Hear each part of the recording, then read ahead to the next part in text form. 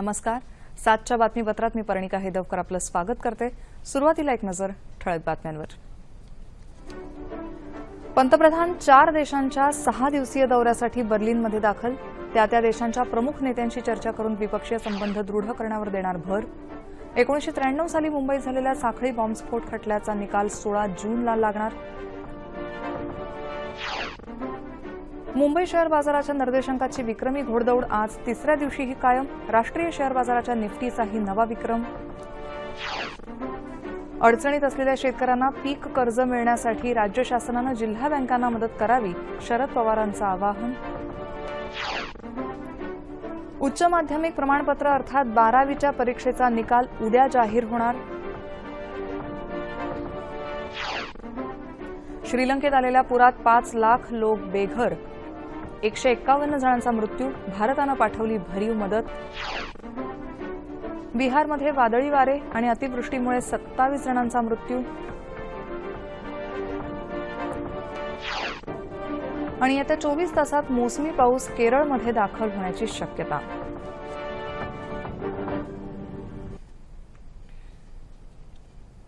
आणि आता पाहूयात सविस्तर वृत्त. पंतप्रधान Narendra Modi Germany, Spain, Russia आणि फ्रान्स या देशांच्या दौऱ्यासाठी रवाना झाले आहेत. 4 देशांचा हा 6 दिवसीय दौरा आहे. त्यात पंतप्रधान त्या देशांच्या प्रमुख नेत्यांशी चर्चा करून द्विपक्षीय संबंध दृढ करण्यावर भर देणार आहेत. दौऱ्याच्या पहिल्या टप्प्यात ते आज बर्लिनला दाखल झाले असून जर्मनीच्या चॅन्सेलर अँजेला मर्केल यांच्यासोबत चर्चा करणार आहेत. पंतप्रधान 4थ्या भारत जर्मनी परिषदेत सहभागी होणार आहेत. तसंच दोन्ही नेते एका व्यापारी कार्यक्रमाला संबोधित करणार आहेत. जर्मनीहून पंतप्रधान उद्या स्पेनला रवाना होतील. तिथं ते स्पेनचे राजे फिलिप 6वे यांची भेट घेणार आहेत. दौऱ्याच्या तिसऱ्या टप्प्यात पंतप्रधान 1 आणि 2 जूनला रशियाला जाणार असून तिथे ते 18व्या भारत रशिया वार्षिक परिषदेत सहभागी होतील. अखेरच्या टप्प्यात ते 3 जूनला फ्रान्सला जातील. तिथं ते फ्रान्सचे अध्यक्ष इमॅन्युएल मॅक्रो यांच्याशी चर्चा करतील.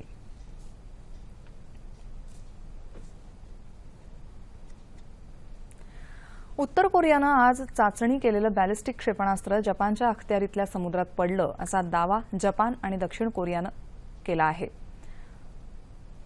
उत्तर कोरियाच्या पूर्व किनाऱ्यावरच्या वॉन्सन शहरामधून डागलेलं हे क्षेपणास्त्र सुमारे 450 किलोमीटर अंतरावरच्या जपानच्या सागरी हद्दीत कोसळलं. मात्र यामुळे या भागातल्या जहाजांना किंवा विमानांना काही हानी पोहोचल्याचं अद्याप वृत्त नाही. अमेरिकेच्या मुख्य भूमीपर्यंत क्षेपणास्त्र पोहोचवायचा उत्तर कोरियाचा इरादा आहे. यासाठी हा देश सतत क्षेपणास्त्र चाचण्या घेत आहे.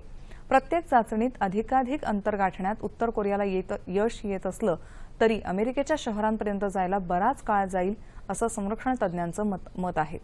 क्षेपणास्त्र चाचण्यांच्या यशस्वी मालिकेचं अवलोकन उत्तर कोरियाचे नेते किम जोंग उन यांनी केलं असा अधिकृत अहवाल उत्तर कोरियानं या चाचणीनंतर प्रसिद्ध केला.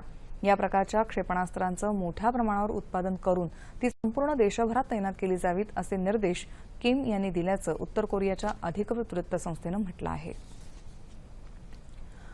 मुंबईत 12 मार्च 1993 रोजी झालेल्या साखळी बॉम्बस्फोट खटल्याचा निकाल विशेष टाडा न्यायालयात येत्या 16 जूनला लागणार आहे. या खटल्यातल्या अबू सलेम, मुस्तफा डोसा आणि अन्य 5 आरोपींविरुद्धची सुनावणी पूर्ण झाली आहे. 12 मार्च 1993ला एकापाठोपाठ झालेल्या 12 बॉम्बस्फोटांमध्ये एकूण 257 जणांचा बळी गेला तर 713 जण जखमी झाले होते. कुख्यात गुंड दाऊद इब्राहिम, मोहम्मद डोसा आणि टायगर मेमन हे 3 जण या बॉम्बस्फोट कटाचे सूत्रधार होते. तर अबू सलेमनं स्फोटासाठी आवश्यक साहित्य आणि शस्त्र पुरवल्याचा आरोप आहे. या स्फोटांनंतर देशातून परागंदा झालेल्या अबू सलेमला 2005 साली पोर्तुगालमधून भारतात आणण्यात आलं. सध्या तो प्रदीप जैन हत्या प्रकरणात जन्मठेपेची शिक्षा भोगत आहे. गुंतवणूकदारांचा खरेदीचा धडाका चालूच राहिल्यामुळे मुंबई शेअर बाजाराच्या संवेदनशील निर्देशांकाची विक्रमी घोडदौड आज तिसऱ्या दिवशीही कायम राहिली. आज निर्देशांकानं 31,109 अंकांवर झेप घेऊन 2 दिवसांपूर्वीचा 31,028 अंकांचा विक्रम मोडला. गेल्या 3 दिवसात निर्देशांक तब्बल 807 अंकांनी वधारला. निर्देशांकात आज 81 अंकांची वाढ झाली. राष्ट्रीय शेअर बाजाराच्या निफ्टीनंही आज 9,600चा टप्पा पार करत नवा विक्रम नोंदवला. निफ्टी आज 9,605 अंकांवर बंद झाला.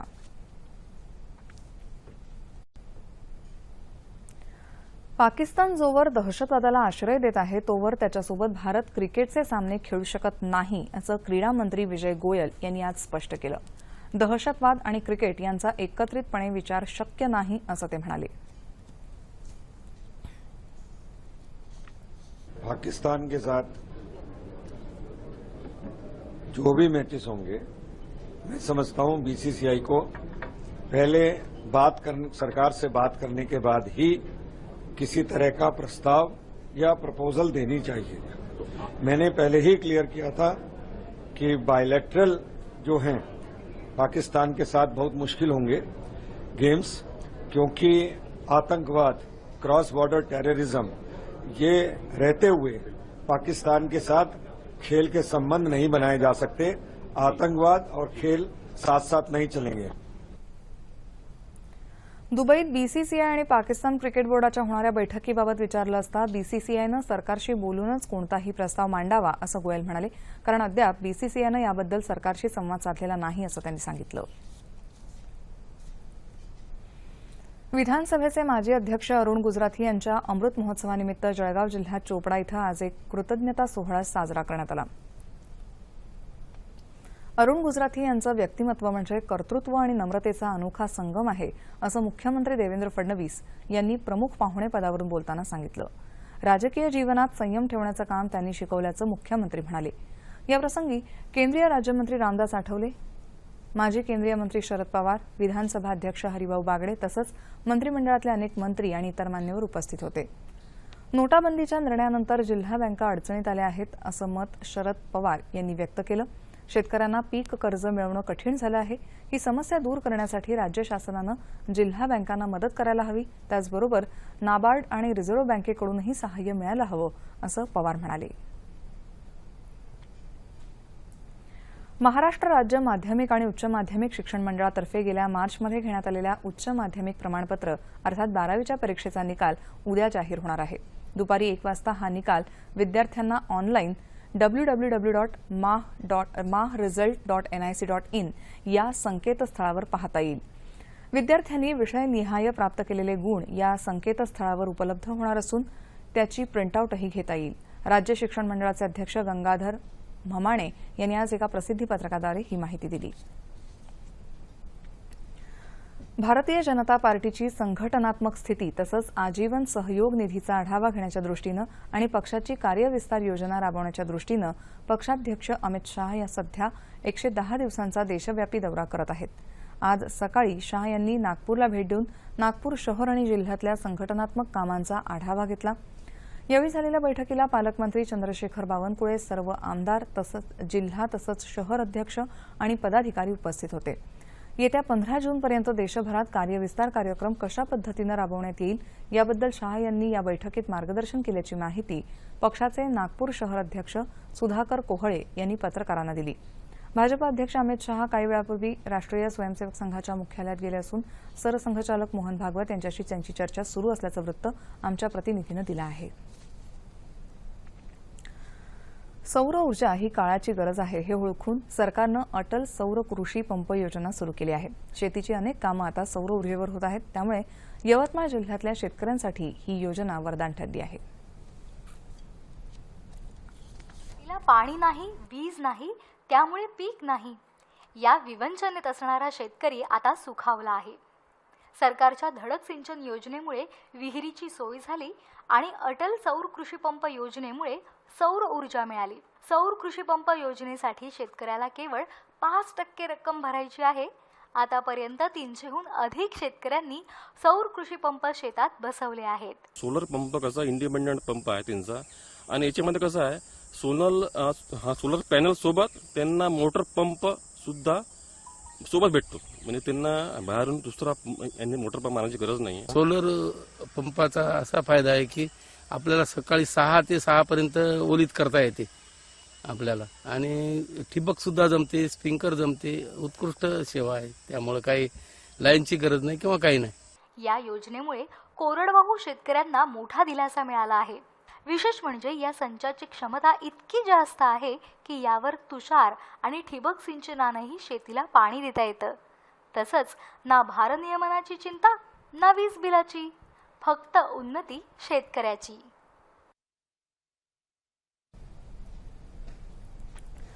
ज्येष्ठ सामाजिक कार्यकर्त्या आणि नर्मदा बचाव आंदोलनातल्या नेत्या मेधा पाटकर यांच्यावर न्यायालयात हजर न राहिल्याच्या मुद्द्यावरून दिल्लीतल्या एका न्यायालयानं अजामीनपात्र वॉरंट जारी केलं आहे. मेधा पाटकर आणि खादी ग्रामोद्योग आयोगाचे अध्यक्ष व्ही.के. सक्सेना यांनी एकमेकांविरुद्ध दाखल केलेल्या अब्रू नुकसानीच्या खटल्यांच्या सुनावणीच्या वेळी महानगर दंडाधिकारी विक्रांत वैद्य यांनी हे वॉरंट जारी केलं. या सुनावणीच्या वेळी गैरहजर राहण्याबाबतचं जे कारण पाटकर यांच्या वकिलाकडून देण्यात आलं ते न पटणारं होतं. तसंच ज्या वकिलानं पाटकर यांची बाजू मांडली त्यांच्याकडे आवश्यक ते अधिकारपत्रही नव्हतं असं दंडाधिकाऱ्यांनी स्पष्ट केलं आहे. या प्रकरणाची पुढली सुनावणी 10 जुलैला होणार आहे.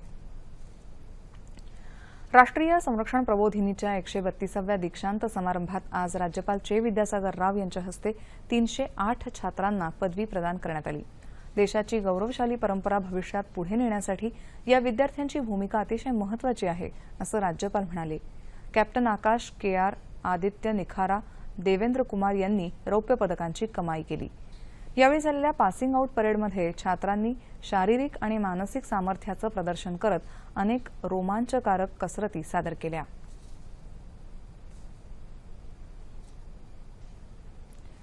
शेतकरी म्हटलं की जमीन कसून शेतमालाचं उत्पादन घेणारी व्यक्ती अशा मर्यादित दृष्टिकोनातून त्याकडे पाहिलं जातं.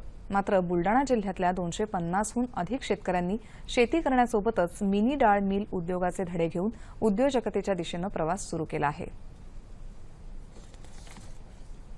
शेतीला जोड व्यवसाय म्हणून बुलडाणा जिल्ह्यातला शेतकरी आता डाळी निर्मितीच्या उद्योगाकडे वळला आहे. त्याला शेतकऱ्यांचा मिळणारा प्रतिसाद पाहून सरकारनं मिनी दाल मिल उद्योगाला 50% अनुदानही जाहीर केलं आहे. तर पंजाबराव कृषी विद्यापीठानंही पुढाकार घेत या उद्योजकांसाठी डाळी निर्मितीचं यंत्र विकसित केलं आहे. बुलडाणा जिल्ह्यातल्या जळगाव जामोद इथल्या कृषी विज्ञान केंद्रामार्फत जिल्ह्यातल्या 250हून अधिक बेरोजगार तरुणांना या उद्योगाबाबत मार्गदर्शन केलं जात आहे. यामध्ये आपण शेतीमालाला मूल्यवर्धित करून त्याच्यामध्ये आणखी आर्थिक नफा मिळवू शकतो.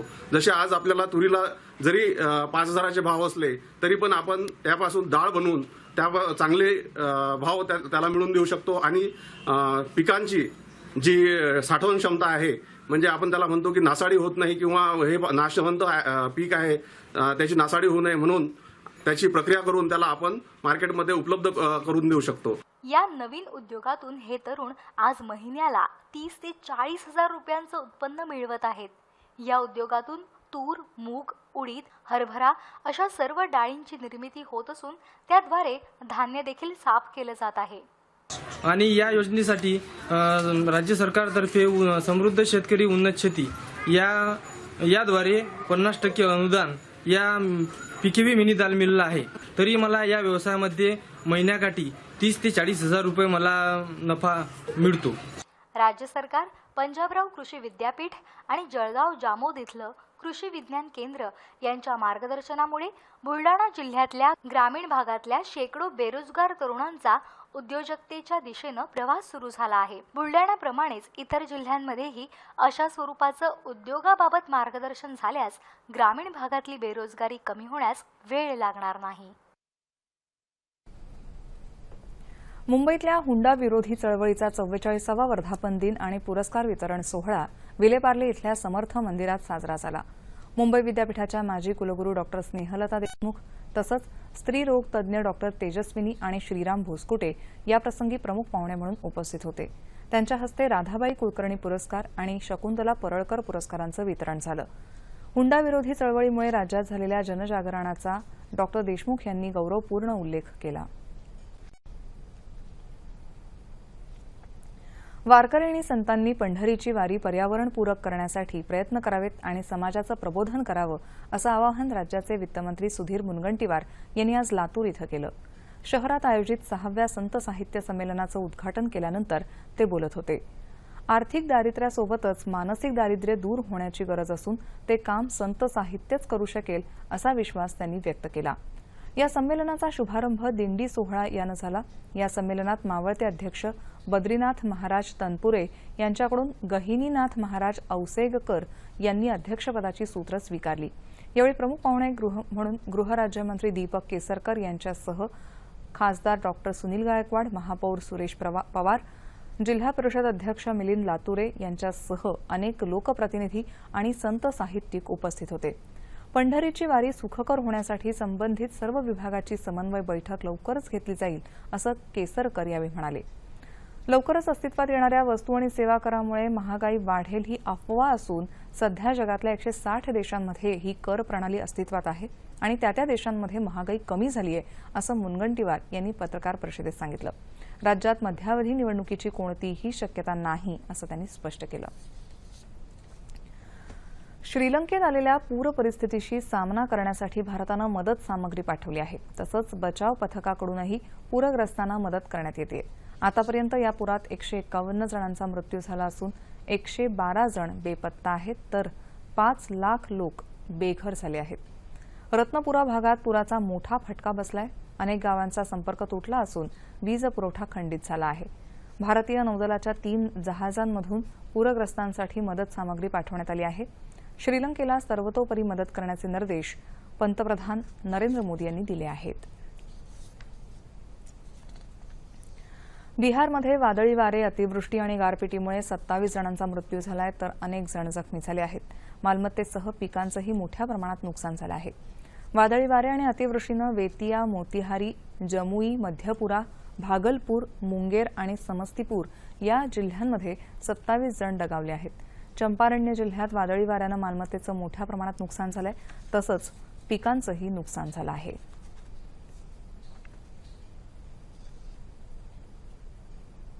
हवामान. येत्या 24 तासात केरळमध्ये मोसमी पाऊस दाखल होईल असा अंदाज हवामान खात्यानं व्यक्त केला आहे. बंगालच्या उपसागरात कमी दाबाचा पट्टा असल्यानं नैऋत्य मोसमी पावसाला भारताच्या दिशेनं वाटचाल करण्यासाठी अनुकूलता दिसत आहे, असं भारतीय हवामान विभागाचे महासंचालक के.जी. रमेश यांनी म्हटलं आहे. या अनुकूलतेमुळे केरळ आणि ईशान्य भारताच्या दिशेनं मोसमी पावसाची वाटचाल होणार आहे. तसंच आज रात्री चक्रीवादळाची शक्यता आहे. हे वादळ उद्या चितगाववरून सरकेल, असंही त्यांनी म्हटलं आहे. बिहारमध्ये वादळी वारे, अतिवृष्टी आणि गारपिटीमुळे 27 जणांचा मृत्यू झालाय, तर अनेक जण जखमी झालेत.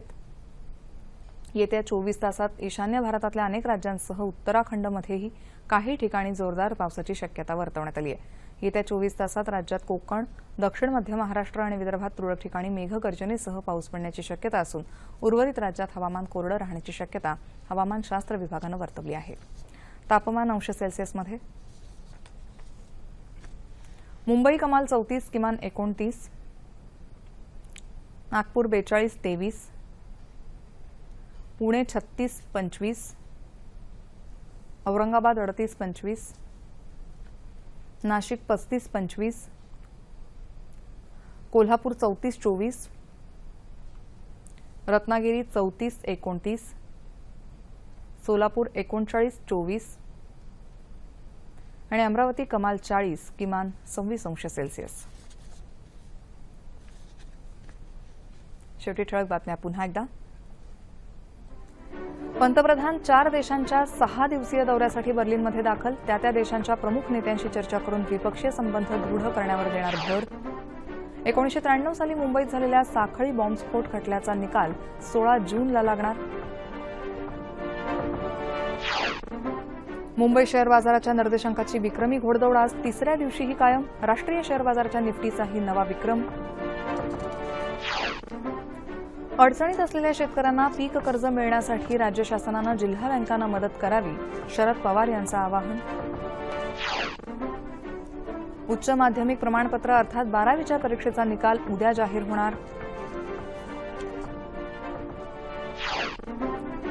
श्रीलंकेत आलेल्या पुरात 5 लाख लोक बेघर, 151 जणांचा मृत्यू, भारतानं पाठवली भरीव मदत.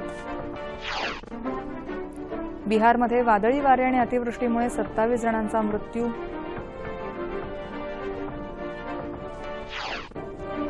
आणि येत्या 24 तासात मोसमी पाऊस केरळमध्ये दाखल होण्याची शक्यता. याबरोबरच हे बातमीपत्र संपलं. केंद्रातल्या राष्ट्रीय लोकशाही आघाडी सरकारनं नुकतीच सत्तेतली 3 वर्ष पूर्ण केली. या कालखंडात केंद्र सरकारनं शेतीसह खादी ग्रामोद्योगांना चालना देण्यासाठी अनेक योजना सुरू केल्या.